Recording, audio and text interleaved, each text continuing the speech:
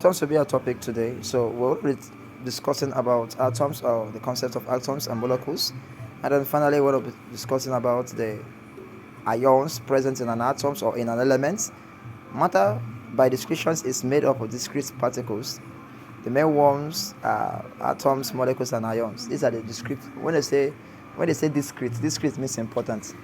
Discrete means non-optional. When I say non-optional, it means it is not optional at all. Okay, so for an element to exist or for a matter to exist, it must be with an atom, molecular ion. I was telling some students that, listen, most importantly, in this aspect of classes, you are not going to be dependent on what you are seeing here.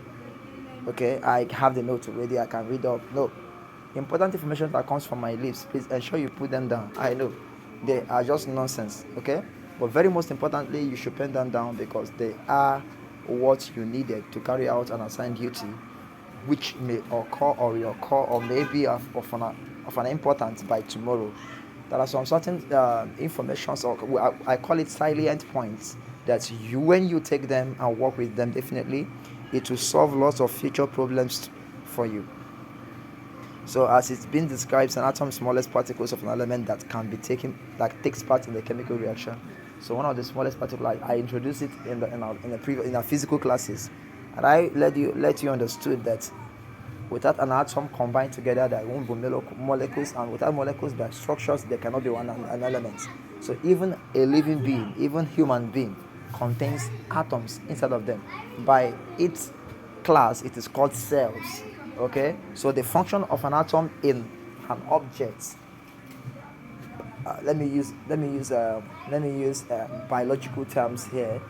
In the function of atom to abiotic organisms are the same thing that cell functions on what biotic organism. I believe we know differences between biotic and abiotic. Biotic organisms deals with materials or living cells, living being, living structure, organism with life. Okay, so why abiotic is organism without life. As simple as that. So what are the constituents of an atom? Atoms are made up of three particles. The three particles, number one is proton, number two is neutron, and number three is what? Electron. The same function, the same thing is functions. The same constituent of an atom is the constituent of a cell, because for cell to propagate appropriately, they need blood fusion, and the three particles that functions in the blood systems are number one, the vein, the arteries, and then the capillary.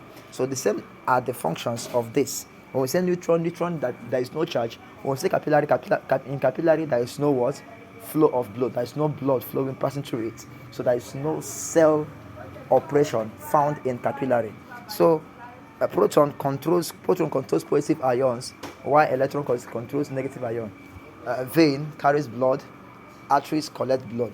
As simple as that. That is just how it works. So they are just distinguishable parts that functions in both the biotic and the abiotic, just living and non-living things. So far it is termed matter. Remember, by descriptions and by definition, the matter is anything that has width and occupies what? Space. Now, how about molecule? It's the smallest, we have to deal with atoms before coming to molecule, because atoms give birth to what? Molecule. Molecule is smallest particles of substance that can exist alone and still retains the chemical properties of the substance. Very simple. Like I told you, molecule does not need to structure itself double times to get an element. Molecule can exist as an element. That is what they mean. Molecule can exist as an element because one molecule of hydrogen, though, hydrogen by description does not have a single molecule. Okay, so what other elements has a single?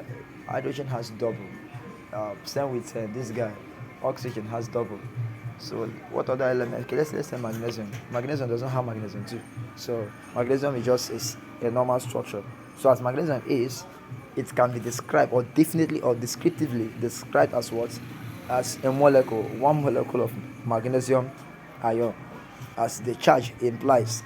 So here are elements with molecules and the atomic numbers. Hydrogen, like you saw it, Hydrogen has 2.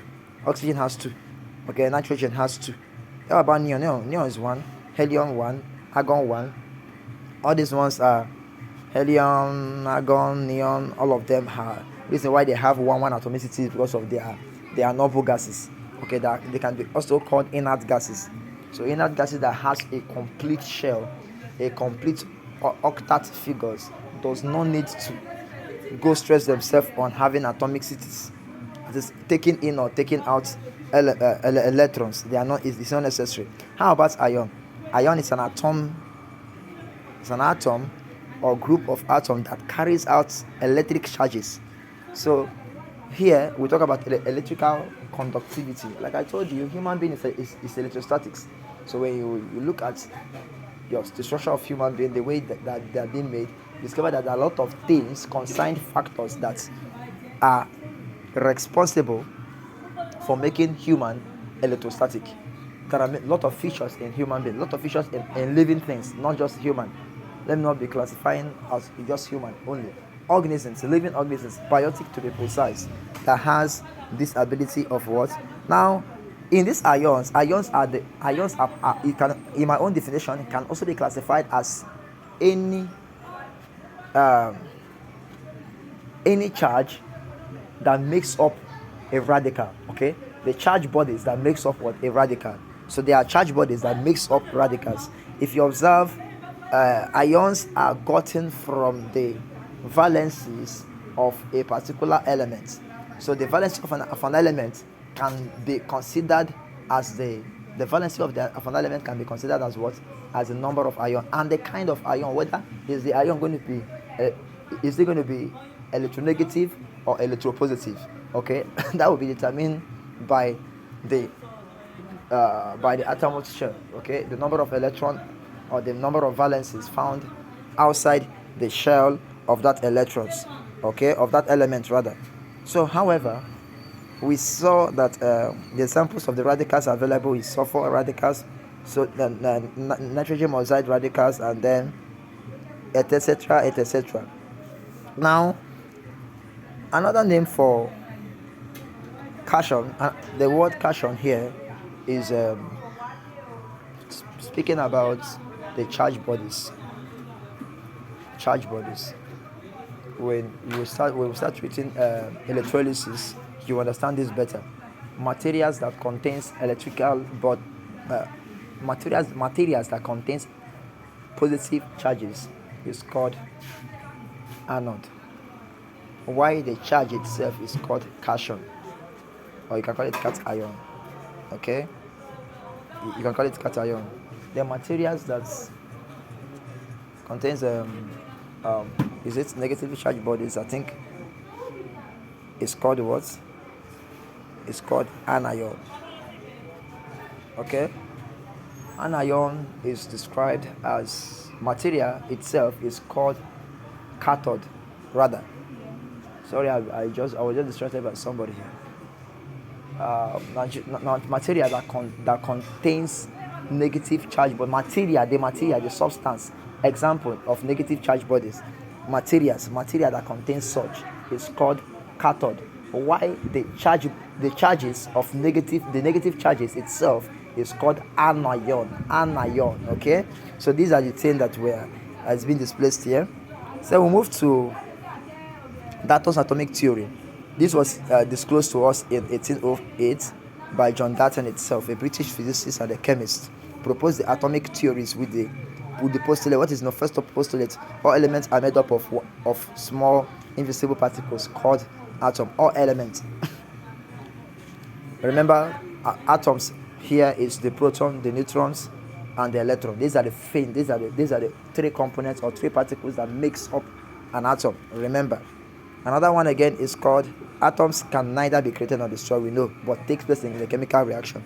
Atoms of the same element are alike in every aspect of different forms of what? Atoms of all other elements. Atoms of different elements can combine, blah blah blah. You can read through them.